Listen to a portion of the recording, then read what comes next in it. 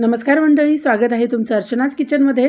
आज परत मी घेऊन आलेली एक कैरीची एक रेसिपी, अतिशय चवदार अशी आपण कैरीची एक रेसिपी आज बघणार आहे। या आधीसुद्धा मी कैरीच्या बऱ्याचशा रेसिपीज माझ्या चॅनलवर अपलोड केलेल्या आहेत, तुम्ही जर बघितल्या नसतील तर त्याही रेसिपीज नक्की बघा। तर आज आपण करतोय कैरीची लुंजी, आंबट तिखट गोड चवीची आपण कैरीची लुंजी आज करतोय। पंक्तीमध्ये जी मिळती ना तीच कैरीची लुंजी आपण आज घरच्या घरी करतोय, अगदी त्याच चवीची। त्यासाठी मी इथे 2 कैऱ्या घेतल्यात, त्या कैऱ्या मी चिरून घेतलेल्या आहेत। तुम्ही बघू शकता इथे बारीक बारीक मी कैरीच्या फोडी करून घेतलेल्या आहेत।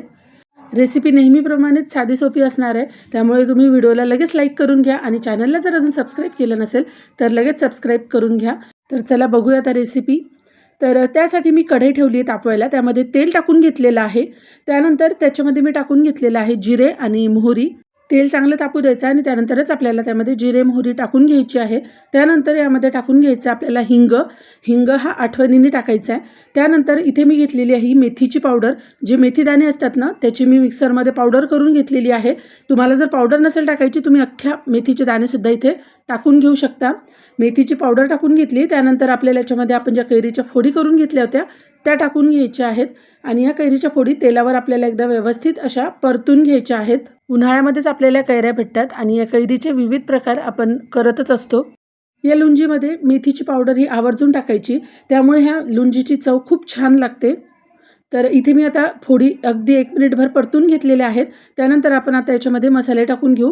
तर त्यामध्ये मी घेतलेलं आहे लाल तिखट, त्यानंतर हळद पावडर टाकून घेतलेलं आहे, त्याचबरोबर धने पावडर मी इथे टाकून घेतलेली आहे। आणि आता कैरी आहे आंबट असते, त्यामुळे आपल्याला यामध्ये गूळ टाकून घ्यायचं आहे। तर 1 वाटी गूळ मी इथे गुळाची पावडर घेतलेली आहे आणि गूळ पण इथे मी टाकून घेतलेला आहे। आता हा गूळ पण आपण कैरीमध्ये व्यवस्थित असा मिक्स करून घेऊ। गुळाची पावडर घेतली की ती मिक्स व्हायला थोडी सोपी जाते। तुम्हाला माझ्या रेसिपीज कशा वाटतात, तुम्हाला आवडतात का माझ्या रेसिपीज, कमेंटमध्ये नक्की कळवत जा। व्हिडिओ आवडत असतील तुम्हाला तर तुमच्या फॅमिली फ्रेंड्ससोबत तुम्ही व्हिडिओसुद्धा शेअर करू शकता। तर इथे आता तुम्ही बघू शकता गूळ पूर्णपणे कैरीमध्ये मिक्स झालेला आहे व्यवस्थित।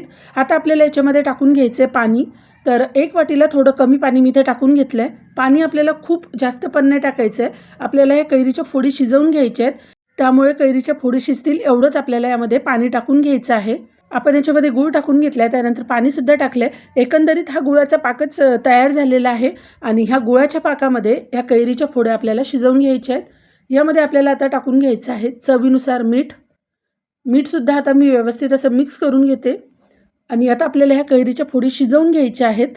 मी आता इथे गॅसची फ्लेम कमी करते आणि याच्यावर झाकण ठेवून याला छान मंद आचेवर आता छान असं शिजवून घेते।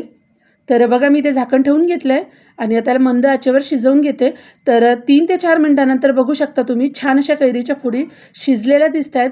घट्ट पण झाली लुंजी थोडी, पण अजून आपल्याला 2 ते 3 मिनटं याला अजून शिजवून घ्यायचं आहे। यामध्ये आपण जे पाणी टाकलेलं आहे ते पाण्याचा अंश पूर्णपणे निघून जाईपर्यंत आपण परत 2 ते 3 मिनटं याला शिजवून घेऊ। तर मी परत आता मंद आचेवरच 2 ते 3 मिनटं झाकण ठेवून ही लुंजी शिजवून घेते।